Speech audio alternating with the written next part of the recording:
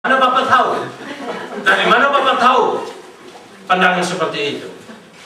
Saya katakan, saya tahu berdasarkan rasio yang Tuhan berikan bagi saya untuk menganalisa itu. Tetapi sapi tidak punya rasio seperti saya untuk menganalisa. Maka banyak orang juga bilang begini, kenapa kok semua muka sapi itu sama? Kemudian seorang pengkhotbah bilang begini, iya, sapi juga lihat kamu mukanya sama. Pertanyaannya, pengkhotbah itu pernah ada jadi sapi? Tidak. Tapi berdasarkan rasio yang dia miliki, dia bisa menganalisa itu. Maka sapi tidak pernah merasa memiliki dirinya. Tapi ketika ada kuk yang dipasang di atas bahunya, dia taat itu, dia tahu itu karena dia tahu yang memimpin dia, mendorong dia untuk bajak, dia memegang bajak itu. Itulah pemiliknya. Maka kemana pemiliknya mengarahkan, disitulah sapi itu terarah. Kemana orang yang membajak itu mengarahkan, disitulah dia pergi. Dan dia bekerja untuk siapa? Apakah sapi bekerja buat dia? Kerbau bekerja untuk dia? Tidak. Tapi kerbau dan sapi bekerja buat pemilik itu sendiri. Apa artinya? Dengan kuk yang ada, kita belajar taat dan kita tahu kepada siapa hidup ini kita bawa. Karena banyak orang ketika Tuhan tidak pasang kuk, dia bisa seenaknya memakai hidup ini.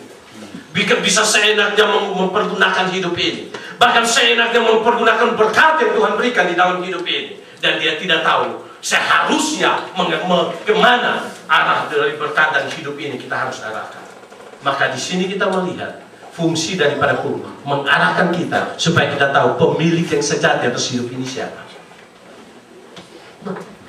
Ada cerita, ada seorang yang bekerja setengah mati luar biasa, nggak tahu hampir mati kali. Selesai terima gaji, dia kipas-kipas, kemudian dia bilang begini, saya mau pulang cepat hari ini. Kenapa? Ada sesuatu. Ternyata ketika dia pegang uang, tangannya gatal-gatal. Kenapa? Karena ada permainan goyang. Iya. Saya percaya jemaat Tuhan walaupun tertawa tapi tidak ada yang punya pengalaman seperti itu. Ya, puji Tuhan. Amin. Benar-benar sungguh atau tidak masalahnya? Nah, gini.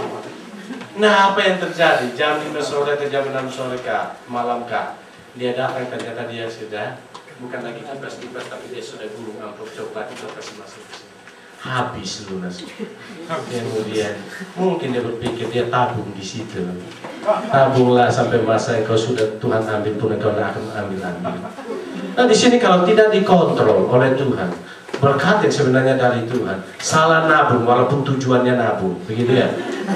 Salah tempatnya nabung. Begitupun hidup ini. Coba kalau kita lihat persentase narkoba di Indonesia. Kalau kami pula kebanyakan pelayanan yang kami lakukan adalah narkoba. Bahkan saya mengunjungi di Pondok Bambu itu, Sungai Bambu itu kebanyakan narkoba.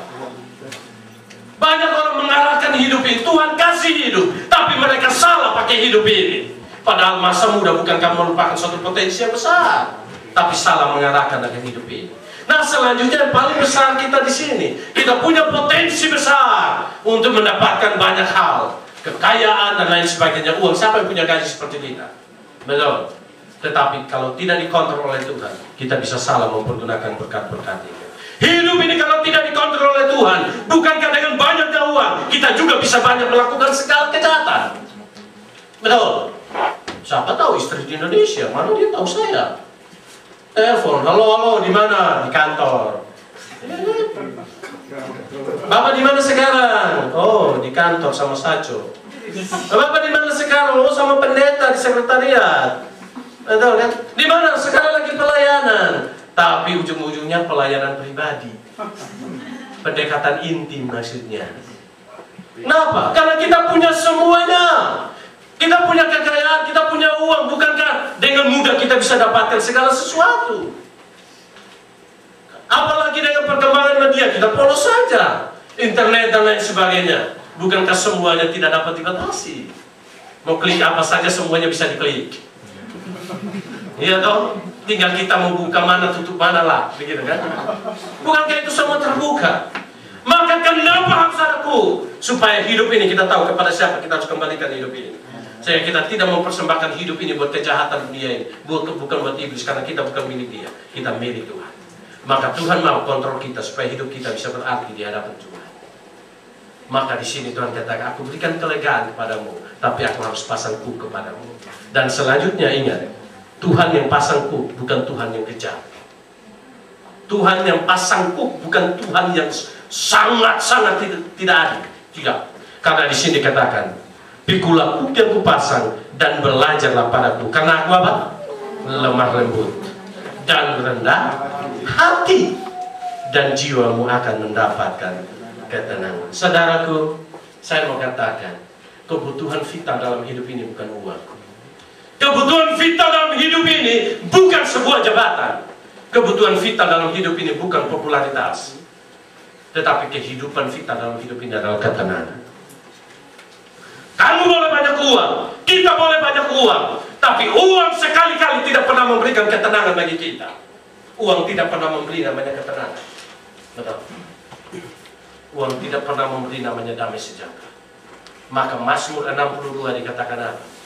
Hanya dekat Allah saja aku tenang. Siapa yang nulis itu? Daud. Siapa Daud? Dia seorang raja. Siapa Daud? Dia seorang yang punya popularitas, namanya raja. Kalau nak terkenal itu keterlaluan itu. Betul kan? Selain siapakah raja? Siapakah Daud? Dia tidak hanya raja, dia tidak hanya popularitas, tapi raja pasti kaya. Maka tidak heran banyak caleg-caleg sekarang berebut untuk duduk di raja, gitu ya, duduk di bangku pemerintahan. Mungkin ada yang punya motivasi baik, tetapi bisa dicari 1001 orang. 1000 mungkin hanya 1 orang. Siapa Daud? Tapi Daud katakan, ketenangan bukan pada posisi saya sebagai raja. Ketenangan bukan pada popularitas. Ketenangan bukan pada jabatan saya. Dan bukan pada harta yang saya miliki. Tetapi ketenangan hanya dekat Allah saja aku tenang. Bukankah Tuhan katakan, aku lemah lembut, aku rendah hati, maka jiwamu akan mendapatkan ketenangan. Ketenangan bukan di luar, tapi jiwa ini sendiri. Maka jiwa ini tidak dapat diisi oleh apapun juga. Karena jiwa ini tidak diciptakan oleh benda-benda ciptaan yang lain. Yang memberi jiwa ini adalah Tuhan. Dan yang memberikan kepuasan bagi jiwa ini adalah Tuhan. Maka hanya dekat Allah saja ketenangan itu kita dapatkan di dalam hidup ini. Saudara, siapa bilang uang bisa menjamin ketenangan? Bukankah dengan kekayaan Salomo jatuh? Betul? Saya pernah menjamin. Sehingga di sini mari kita belajar. Jangan sampai memutlakkan sesuatu yang relatif, tetapi merelatifkan sesuatu yang mutlak dalam hidup ini. Maka ketenangan tidak kita dapatkan dalam hidup ini. Kenapa orang mau cari banyak uang? Tujuannya supaya dia bisa tenang ke depan. Sekarang orang punya posisi atau mau cari posisi atau jabatan yang tinggi, supaya itu bisa menjamin dia ke depan, bisa menjamin dia untuk tenang. Benar? Kenapa orang mencari terkenal, dipuji dan lain sebagainya, dan dia bisa dapat banyak hal supaya menjamin dia ketenangan ke depan. Tetapi apa itu menjamin? Dunia senantiasa berubah, kondisi berubah, falas juga berubah, semuanya bisa berubah, bank bisa berubah. Citibank saat ini goyang, bank besar. Tapi saudara, apakah ada ketenangan di sini? Saya katakan tidak. Daud sendiri katakan, hanya dekat Allah saja aku tenang. Tuhan katakan, aku lemah lembut dan rendah hati, jiwamu mendapatkan ketenangan. Mazmur 23 katakan apa? Aku membaringkan engkau di padang yang berumput